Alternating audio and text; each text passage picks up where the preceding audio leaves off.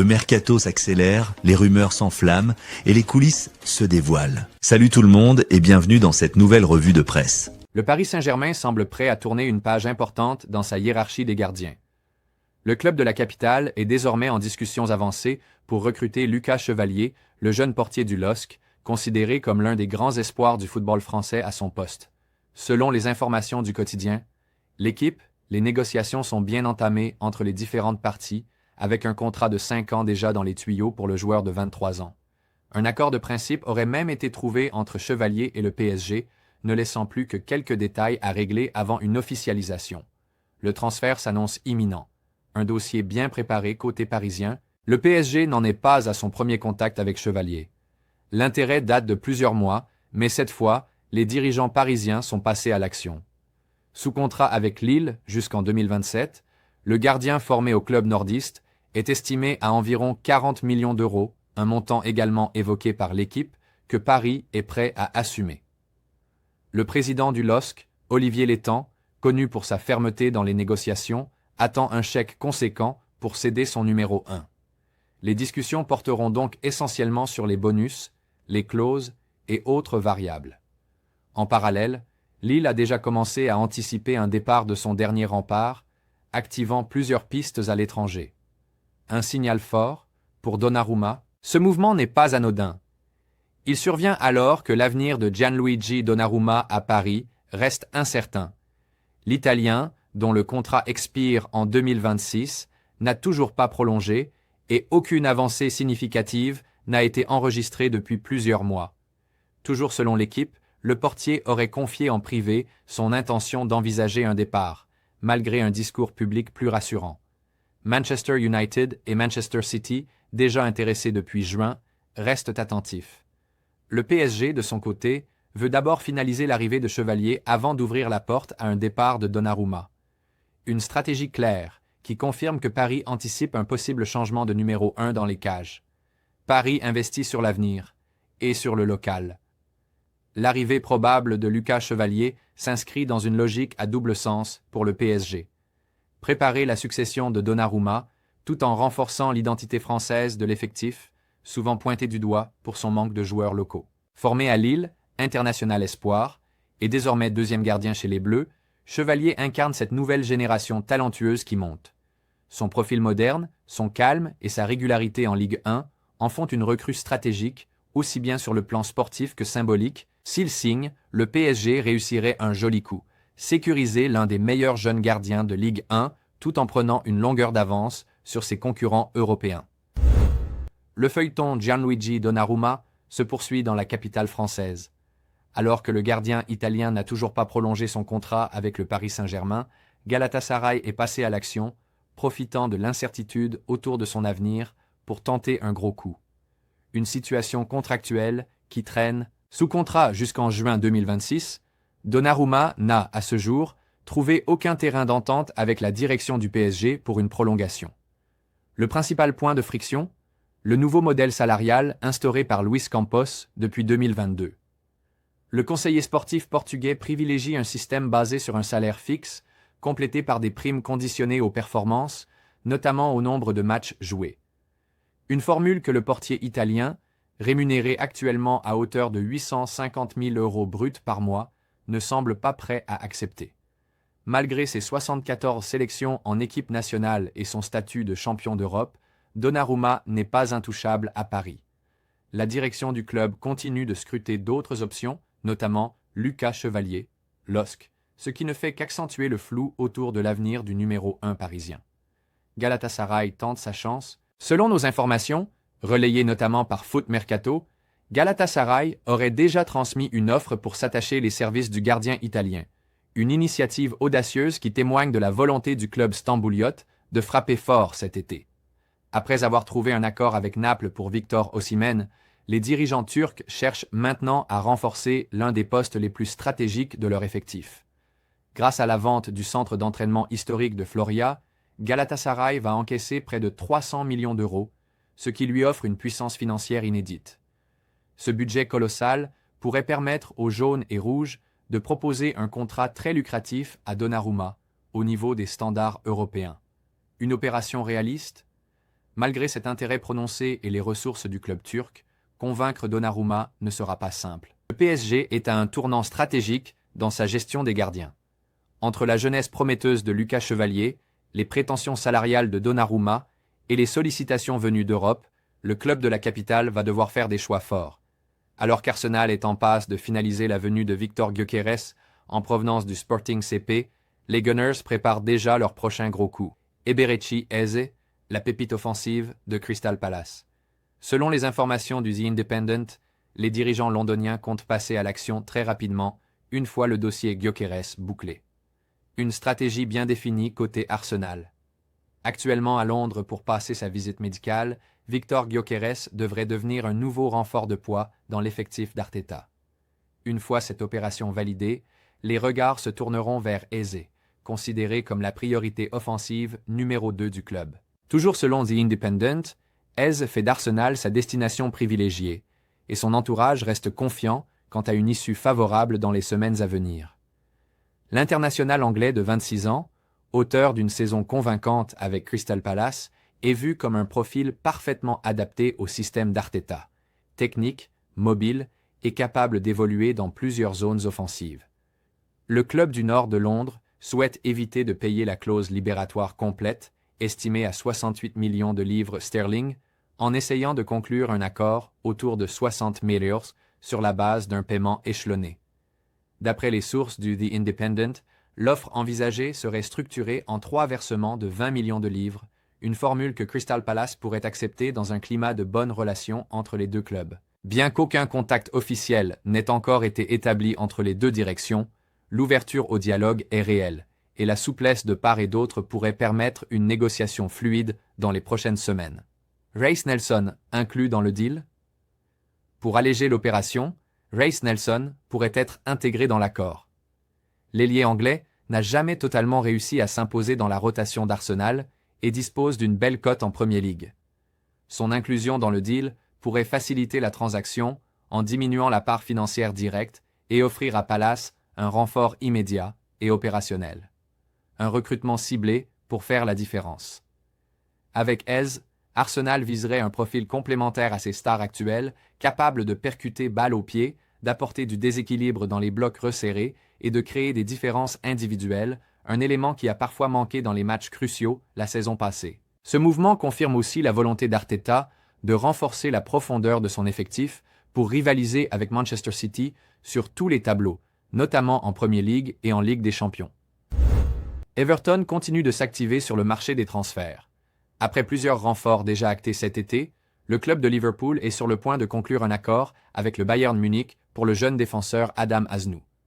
Selon les informations de The Athletic, les discussions avancent bien entre les deux clubs et un transfert se profile.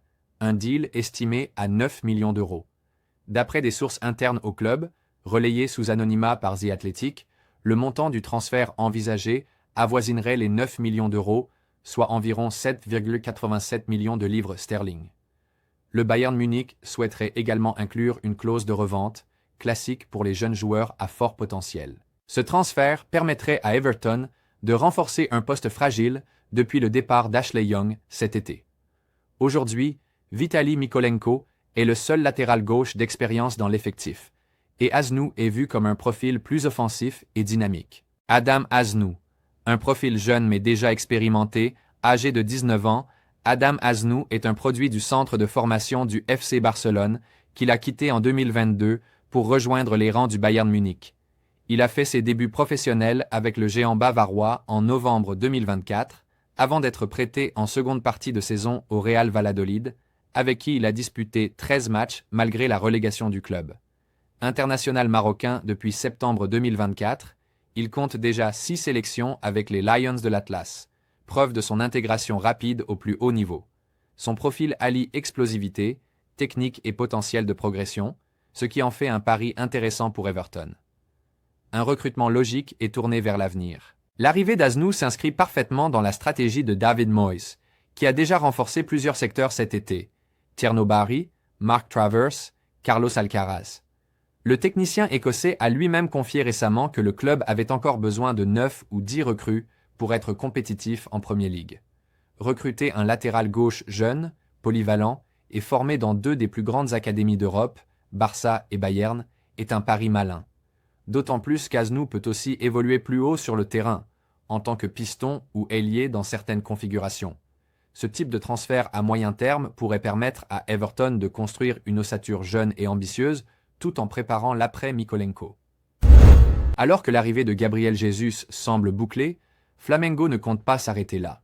Dans les coulisses, le club carioca travaille désormais sur un autre dossier XXL, le retour de Lucas Paquetá, star formé au club et aujourd'hui sous contrat avec West Ham.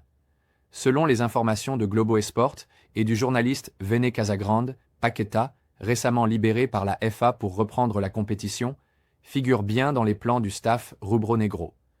Si le dossier reste complexe sur le plan financier, le joueur est encore valorisé à près de 40 millions d'euros, Flamengo pourrait s'appuyer sur des investisseurs externes pour rendre l'opération viable. Le potentiel retour de Paquetá ne serait pas qu'un coup marketing ou affectif.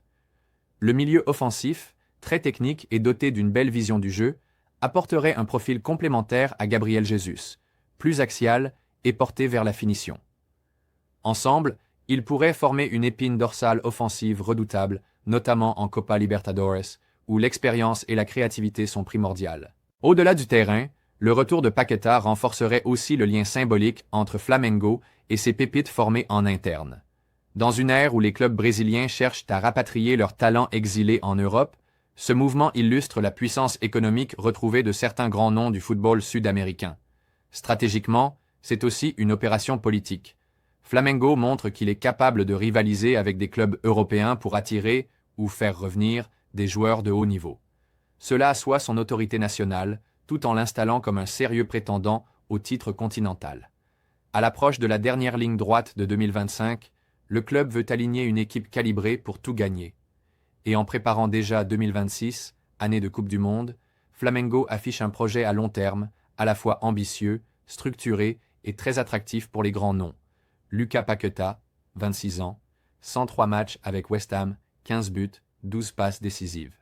Flamengo, troisième club le plus valorisé d'Amérique du Sud en 2025, avec une croissance de 18% par rapport à 2024, Forbes Brésil. Avec Gabriel Jesus en attaque et Paquetá en chef d'orchestre, Flamengo pourrait bien bâtir une équipe capable de régner sur le continent. Selon les informations de Florian Plettenberg, Sky Sports Germany, le SL Benfica continue de pousser pour rapatrier João Félix, un transfert qui prend de plus en plus d'ampleur en coulisses. Le club lisboète est confiant dans la possibilité de faire revenir son ancien joyau formé au club, et le joueur, lui aussi, se montre ouvert à l'idée d'un retour au Portugal. Le dossier est jugé probable à ce stade, selon Plettenberg, et l'entourage du joueur serait optimiste quant à un accord prochain. À 25 ans, João Félix cherche un nouvel élan dans sa carrière après plusieurs expériences mitigées, notamment à Chelsea, où il reste lié contractuellement jusqu'en 2031. Transféré de Benfica à l'Atlético Madrid pour 127 000 € en 2019, Félix n'a jamais vraiment trouvé la stabilité attendue. Prêté successivement à Chelsea puis au Barça, le joueur peine à s'imposer sur la durée. Sa valeur actuelle est estimée à 30 000 € par Transfermarkt, un montant bien inférieur à celui de ses débuts, mais qui reflète aussi l'opportunité de relance que représente Benfica. Un retour à la luce pourrait relancer totalement sa carrière, tant sur le plan sportif que psychologique. À Benfica, il retrouverait un environnement favorable, une confiance populaire intacte et un style de jeu qui met en valeur ses qualités de créateur et de dynamiteur entre les lignes. C'est aussi un coup stratégique pour Benfica, qui renforcerait considérablement son potentiel offensif, tout en envoyant un message fort à ses concurrents nationaux et européens.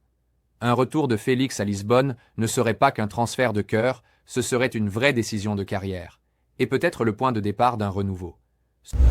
Selon les informations exclusives de Fabrizio Romano, Everton est entré en discussion avancée avec l'Olympique lyonnais pour le transfert de Malik Fofana. Une offre officielle a déjà été soumise, et les deux clubs sont désormais engagés dans des négociations directes. En parallèle, Everton discute aussi des termes personnels avec le joueur et son entourage, preuve que l'opération est bien engagée. Âgé de seulement 19 ans, Fofana a disputé 21 matchs en Ligue 1 la saison dernière, inscrivant 2 buts et délivrant 4 passes décisives. Percutant, rapide et doté d'un fort potentiel de progression, il incarne le profil offensif moderne que recherche Everton pour renforcer ses ailes. Pour le club de Premier League, ce transfert s'inscrit dans une stratégie claire, miser sur la jeunesse et la vitesse pour dynamiser une attaque en manque de créativité. Après une saison tendue marquée par la lutte pour le maintien, Everton veut poser les bases d'un projet tourné vers l'avenir.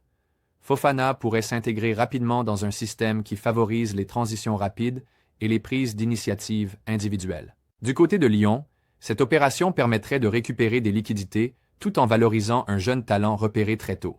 Selon certaines sources proches du club, le montant du transfert pourrait avoisiner les 10 millions d'euros, bonus compris, avec potentiellement un pourcentage à la revente. Un transfert à suivre de très près dans les prochains jours. Everton semble déterminé à finaliser l'opération rapidement. Selon les révélations du journal anglais The Sun, Manchester United a rejoint la course pour Idrissa Gueye, jeune attaquant de 18 ans évoluant au FC Metz. Longtemps en pole position, Brentford voit désormais la concurrence s'intensifier avec l'entrée en lice des Red Devils, mais aussi de Burnley et du Borussia Dortmund. Brentford pensait n'avoir que Southampton comme véritable concurrent, mais le nouvel entraîneur Keith Andrews va devoir batailler avec Ruben Amorim, fraîchement nommé à Manchester United, pour tenter d'arracher la signature du jeune Sénégalais. Gueye est perçu comme le successeur naturel de Yohan Wissa, en instance de départ. Une offre de 15 millions d'euros est attendue par le FC Metz. Brentford serait prêt à s'aligner sur ce prix pour sécuriser un renfort offensif de qualité. L'avantage des Bees, offrir du temps de jeu immédiat, un argument de poids face à Manchester United qui considère Gueye comme un pari à moyen terme. Burnley n'a pas dit son dernier mot, même s'ils arrivent tardivement sur le dossier, ils misent sur un projet où Gueye pourrait s'intégrer rapidement. De son côté, le Borussia Dortmund, fidèle à sa politique de formation et de valorisation des jeunes talents africains, suit l'évolution du dossier avec attention. Issu de l'académie de Génération Foot, Idrissa Gueye n'a signé à Metz qu'en janvier 2025. Malgré ce court laps de temps, il a déjà marqué les esprits en ouvrant son compteur but dès son deuxième match face au Paris FC. Une performance prometteuse, même si elle s'est terminée de façon inattendue par un passage aux urgences après un choc. Pour Brentford, c'est l'occasion rêvée de répéter le coup Brian Mbeumo, récemment transféré pour 71 000 euros, en pariant une nouvelle fois sur un talent brut. Pour Gueye, le choix de la destination sera crucial, soit un tremplin immédiat vers la Premier League, soit une montée en puissance progressive dans un grand club. C'était tout pour cette revue de presse Mercato. Votre fidélité et votre engagement sont notre et haut plus grande source de motivation. Si vous avez apprécié ce contenu, n'oubliez pas de laisser un like et de vous abonner si ce n'est pas encore fait. On se retrouve très bientôt pour une nouvelle revue de presse. À très vite.